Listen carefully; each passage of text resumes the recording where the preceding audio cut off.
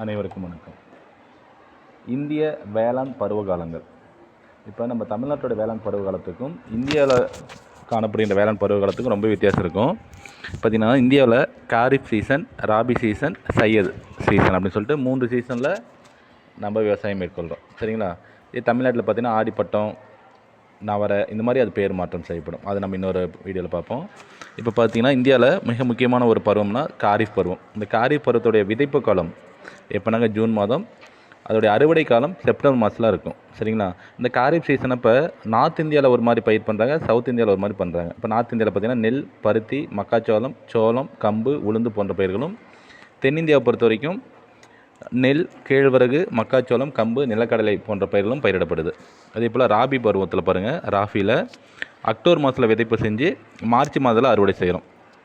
வட இந்தியாவில் கோதுமை, பருப்பு, ஆளி விதைகள், கடுகு, பார்லி போன்ற பயிர்களும், தென்னிந்தியாவில் நெல், மக்காச்சோளம், கேழ்வரகு, நிலக்கடலை, கம்பு போன்ற பயிர்களும் பயிரிடுறோம்.